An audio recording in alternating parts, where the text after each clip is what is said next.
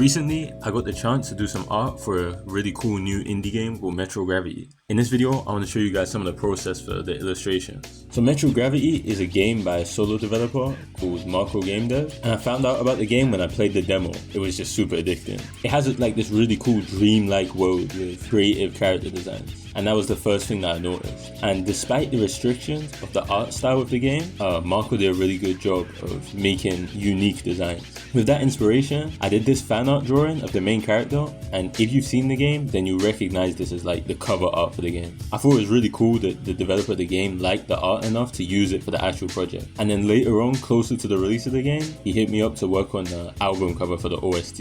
And again, I was really excited to work on it. So let's start with how the character art went. Since this wasn't something that was requested, I just had complete freedom to do whatever I wanted basically. I was just making fan art out of interest in the game. I started off with a super loose sketch of a pose that I liked, and at that point I'd already strayed away from the original design by making her hair longer, making the hat way bigger, and these were just things I wanted to do because I thought they looked cool. You can also see the sketches for little accessories that I added in which aren't in the game either. Like these little charms on her belt and a bracelet. And I also changed her boots by adding on all these straps. Next, I did a line drawing over the sketch, and at this point you can see more of the details that I changed about the character from the original design. I added the arrow motif to the bottom of her boots just because I thought it would be a cool place to, carry the motif through. Also, because of the pixel texture on the model, I interpreted these things on her leg as like upside down crosses. And I thought that, I guess it makes sense because she's a witch, but yeah, I didn't realize that these were supposed to be arrows, but I'll speak on the changes that I made to that in a little bit. I also added an extra belt to the bottom of her shirt just because I thought it looked cool, even though it doesn't really make sense. I also added these loops to her hat. Again, I just thought it looked cool. And then attached to the loops is another upside down cross jewelry because I want to keep that consistent through the design instead of just having it on that leg area. Next, I put in some flat colors and then added in shadows and just did some simple render for the character. At this point in time, I was trying to be pretty simple in terms of my rendering, so there's not a lot of changes between just the flat colors and the finished painting. All I did is soften some of the edges and add color variation in the shadows. Also at this time, I noticed a mistake that I don't know how I didn't notice it earlier. With the torso, you're able to see the center line of her chest at the same time as the center line of her back, which obviously, that's horrible. I don't know how I got that far without noticing it, but yeah, I just quickly painted over and fixed that. So at that point, I was finished with my fan art and I shared the drawing in Marco's Discord server, and that's when he messaged me saying that he really liked the art and asked if he could use it, and obviously I told him, of course. So then he requested that I just made some changes. The only change I really made was to the leg area to keep the design consistent. I swapped out those crosses for the arrows that were actually supposed to be there. But other than that, I just made slight changes in areas that I personally didn't like. Like her hair and face looked really weird, so I just fixed that as much as I could. And after that, it was basically finished. At that point in time, the game was still out as a demo, and seeing my art on the Steam page was just so sick to me. Like, that was crazy.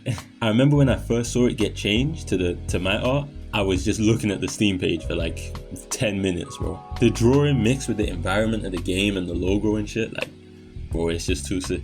Another really cool thing with this illustration was a couple of times I was scrolling YouTube, and I guess because I watched Marco's devlog videos, I was getting recommended videos about the game like other people had made. And in their thumbnails, they used this drawing, which it was just so weird. Like, it just caught me off guard to see my own drawing just on a YouTube thumbnail. I had also done some other random sketches of characters before this when I was just doing fan art stuff. This one was my version of the character Domi from the game that I just sketched in brush pen. And you can see again that I gave her more jewelry and went kind of away from the actual character model in the game. I didn't give her the same hair that she has in the game.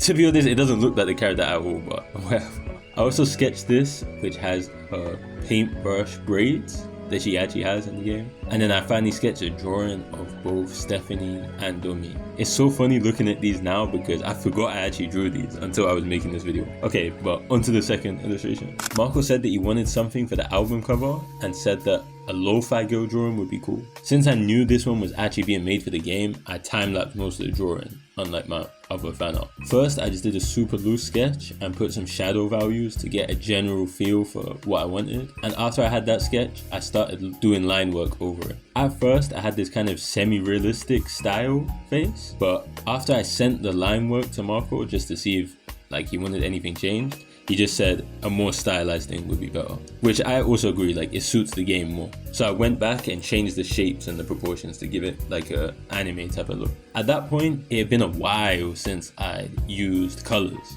I think the last time I'd used colors before this was for the other Metro Gravity drawing, which was a while back. I really could benefit from practicing painting a lot more, and I'll do it in the future, but it's just not something I'm focused on right now. I also tried to keep the character more similar to the model for this drawing. I still have the rings on the hat though, which I kept in because after the first illustration, Marco actually added that to the in-game character model. When I was doing this, I changed the OG model to look more like this image. It's not really necessary, but it's nice to have a fresh change. I put some of the items from the game in the scene as well, including the gravity amulet and the pocket mirror, which are like the first two abilities you get in the game, I think. And I also put the old computer screen, which is used as a save point in the game. There's also this phone which you use to contact the NPC, who gives you hints for puzzles. The distant background has the environment from one of the first areas of the game, but to show the whole like gravity theme is all upside down. Yeah, I forget that some people watching the video might not have played the game. So if you haven't played it, in this game,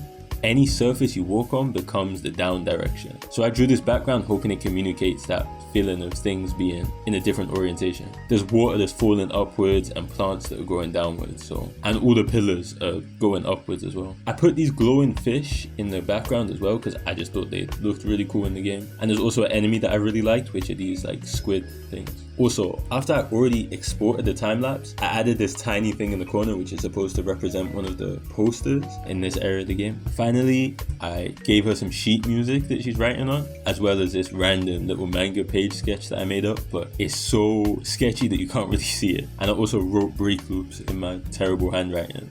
I left the line work over Stephanie just to make her stand out from the background too. From doing these illustrations, I learned not to trip out too much about making the greatest thing ever. The most important thing is getting the job done and communicating what you want to communicate. I know there's a lot that could be improved with both of the drawings, but I recently just realized that I can't keep waiting until I'm good enough to make cool things that I'm passionate about. I'm still improving at the same time as making stuff like this, so I don't really lose anything. It's not like as soon as I start making stuff, I have to quit practicing and studying. If you're doing freelance work or commissions, I think the approach that I took works really well.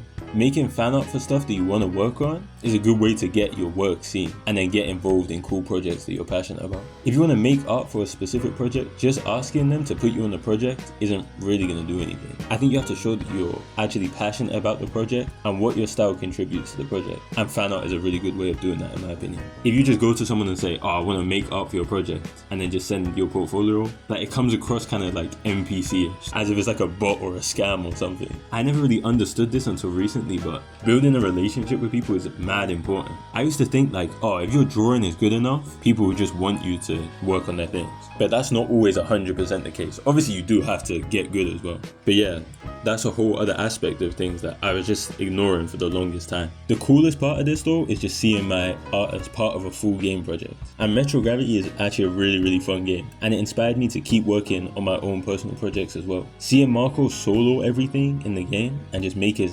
ideas come to life despite the restrictions kind of showed me that I can make cool stuff too, despite my own restrictions. I can't just wait to be the best artist in the world before I start making things that I actually want to make. If I was to be a solo game dev, I would end up trying to make like a AAA game by myself and then just never end up actually making anything. And I noticed that I'm applying the same stupid mindset to drawing. So yeah, thanks to Marco for the inspiration, and thanks for letting me work on the art because it was really fun. If you enjoyed the video, like, subscribe, share the video, and also check out the game because it's really fun. I recently started trying to share way more illustrations and stuff on social media, so if you're interested in seeing that, you can follow me on Instagram, follow me on Twitter. I'll link it all in the description. But yeah, thanks for watching and peace.